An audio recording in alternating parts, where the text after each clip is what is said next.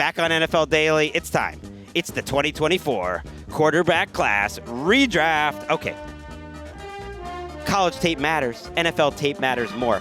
Based on the now year-and-a-half sample size we have of one of the best quarterback classes we have seen of the last 20 years, we are going to redraft this much-debated class. And we'll each give our picks, but I want to hear yours first. Who goes first out of your quarterbacks? There's really only a couple options. I would assume it's only Drake Maye or Jayden Daniels, but who do you go with?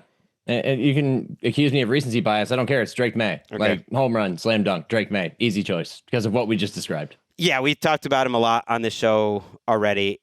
I think it's clear just because of the style of play, and I got some pushback already on social of just like, look, Jayden led his team to multiple playoff wins where he was the biggest reason by far they won those games as a rookie. And I think that's all fair. And I think if you want to say it's a little unfair, and we'll just talk about these two guys now together, because I have Maye number 1 and Jayden 2. You can tell me if you have Jayden 2 in a second, but we'll talk about Jayden. I think like the durability stuff is somewhat fair to talk about with Jayden because of his frame. And then I just think with how unique that offense was, you have to worry just a little bit more than Maye long-term about how he keeps improving and stacking how he is as a quarterback. That said, I think he is so sharp and has so many assets beyond his incredible athleticism, that's Jayden Daniels, and his incredible accuracy, that frankly, I'm not that worried about his ability to evolve as a player and an excellent quarterback. And he would still be in my like top 10 quarterbacks I want long term. And I'm still like very high on where Jayden Daniels' career goes. It's mostly just the durability and the size, which I think is a skill that makes me take Maye over Jayden Daniels. Yeah, when we look at his career in hindsight, whenever it ends, this is a season we will completely throw out the window like a professor throws out your lowest test score, at the end of the semester. Like it's completely incomplete, this evaluation this season, because he's been hurt 3 separate times. He's had a number of guys around him get hurt. The circumstances surrounding him have been terrible.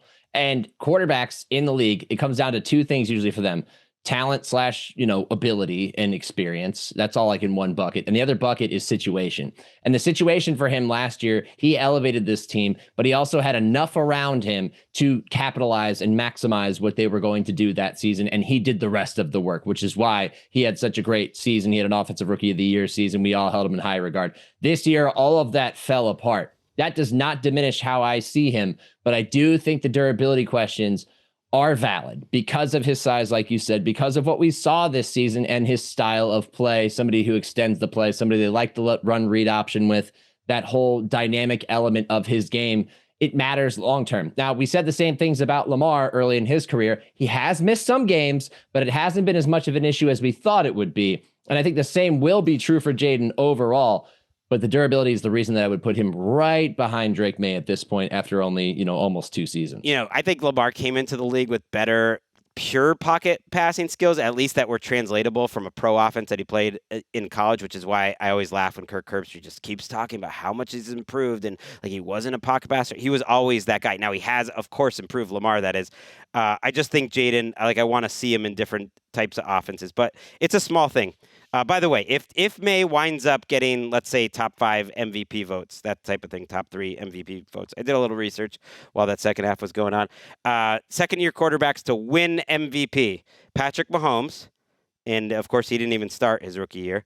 Lamar Jackson, Dan Marino, and then Kurt Warner, who was an interesting case because he played, arena ball and he was 28 years old, but he was a second-year quarterback. That's about it.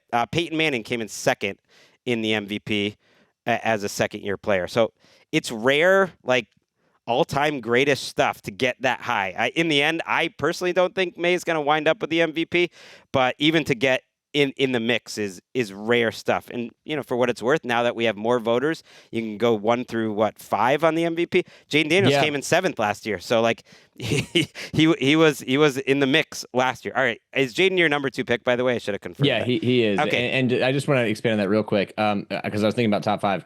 MVP guys right now. And you hate MVP discussions at this point in the season, but I'm just going to throw it out there.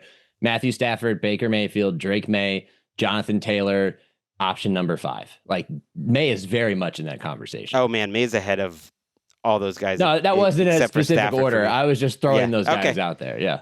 I still, just the way that Herbert and Mahomes have played, I'd probably have Stafford, Maye, Herbert, and Mahomes would probably be my top 4 still. But Taylor is right there too.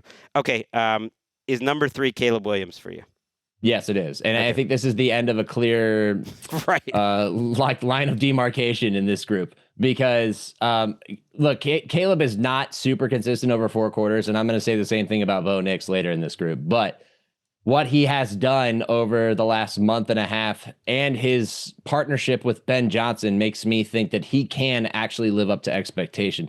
His 4th quarter play in some of these games is just absolutely scintillating, like just injected in my veins. Caleb Williams clutch gene. I wish I could just spread it to everybody on the planet that they could perform under pressure like he does, whether it's running, whether it's throwing. The moment is never too big for him. And he has those natural abilities that, again, he doesn't necessarily show off over an entire game. But God, when he scrambles and just lets that arm rip, that is special. He has an arm that is very rare. And once they harness that over the course of a full 4 quarters, he's going to be one of the best quarterbacks in the league as long as he stays in this track. And age matters a little bit to me here. And, Caleb Williams is 23 years old. He is more than a year younger than Jayden Daniels, for instance.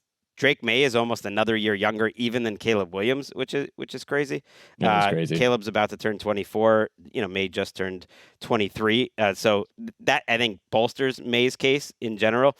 I always thought, at least coming into this season, that Caleb Williams' floor is higher than people realize, that he showed more than enough as a rookie that I was like, oh, like his floor is Cutler-ish. Which it's kind of where he is now. Right. Like people will mock that, but Jay Cutler kept getting $100 million contracts because he was like the 12th best player in the league. And sometimes he looked like, quarterback in the league, and sometimes he looked like the 8th, but he wasn't the consistent guy that you want. That's his floor. I think it's going to end up being higher than that. And I think we've seen a steady improvement that the way he plays is so special that it really can create plays that even Drake Maye and Jayden Daniels can't make, and that he's improving on all the other stuff like players do because they're young and experience is going to help. So to me, his ceiling still might be as high as Jayden and Drake Maye's. I don't think it's that crazy to say. I just think you have to base a pick like this off of what we've seen so far, and their ceilings are still sky high. And we've just seen, I think, some of the next level processing and everything like that more than Caleb Williams to this point. But I think Bears fans feel great about him now, maybe significantly better than they did at the starting of the season. Maybe I'm wrong. Yeah, you know how I know they're feeling better about it? Because they're getting in my DMs more when I don't rank them high enough. Okay, speaking of which, I am very curious, and this is where it gets even more interesting. Who is number 4 for you? This is going to be tough, but I would probably put Bo Nix there. Okay. I did too, and I had to really look at myself in the mirror and say, is that just because I'm afraid of the Broncos fans?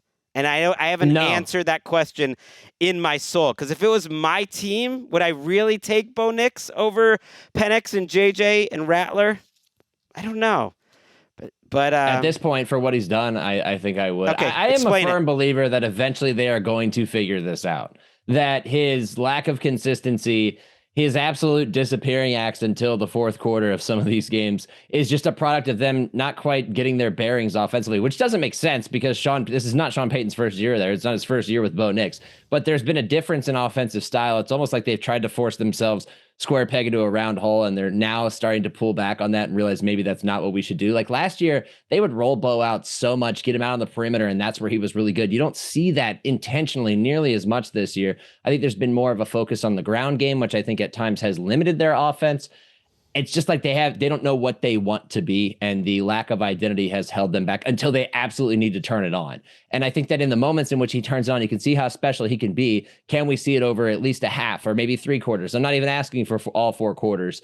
That combined with what I saw from him last year, save for the wild mistakes that he tended to make in the back half of last year, makes me believe that he can be there. His ceiling is not as high as the first three guys we talked about, but I feel better None of these about guys him. are. No, because of the product that I've seen so far than Penix or JJ McCarthy, for example. I think McCarthy probably has the highest ceiling of the four remaining quarterbacks. I am including Rattler here. But Bo Nix is turning 26 in February, and he's just played a lot of football, and he will continue to improve. Of course he will. But the fact that he's played a lot of football, you do wonder like how dramatic that improvement is going to be. Ultimately, I did put him fourth because I think he's proven he's an NFL QB. And like that's a real thing. Like he's an NFL starting quarterback. He's in a perfect system for him right now. And there's every reason to believe that he will be able to improve as he goes. And ultimately, I think with the athleticism and frankly, he's made more impressive downfield throws consistently than Michael Penix. McCarthy is just a total wild card, and so we'll get to him. I agree with you with Bo at 4. In the end, that's where I went, and it wasn't just because I'm afraid of Broncos fans, but maybe it no, is you can come to Cleveland. I'm a man. I'm 33. To quote Mike Gundy. Okay, who's 5? Who's 5? Give me 5. This is hard. This is hard because are we talking about potential or are we talking about product? Because we have a very limited sample size. A redraft. So you're starting. So it's basically potential because you're starting your Nick Shook league, your team, and you have them for the next 4 years or whatever. You know, it's a redraft. You're drafting them. Who do I got for good? And that's why I say it's like interesting, Bo versus JJ, for instance, because JJ is more of the mystery box right now, but he is maybe a little toolsier. Penix has the bigger arm. I like how he carries himself. I like a lot of the things about him, but I haven't loved what's on the field as much. So who is your 5th guy? God, the mystery box could be anything. It could even be a boat. God, I think I'm going to go with McCarthy. This goes against everything that I've felt about this class. I felt McCarthy was overrated coming out of Michigan. Primarily because the whole thing about him was, he's a winner. He's rarely ever lost. He does make a lot of plays. He did it at Michigan. He's done it at times in his very brief NFL career so far where he has the athleticism to take off, run, and pick up the key downs. And I think that will benefit him over the course of his career. It's just that like I have the most recent performance in my brain right now, and it burned my eyes watching that game against the Ravens. Just the missed throws, the unnecessary This is your franchise risks. for the next 5 years, Shook. Yeah, do I? And yet you just took it. You just took him. Yeah, I was saying don't overrate what you just saw. Here we go. Okay. I think that's probably the right move. I wrote down Penix ahead of him because I think I'm sticking to my priors. I think his floor is okay. Michael Penix. You do worry. You think about his early sample size last year, and that looked really good right off the bat. It did. Michael Penix.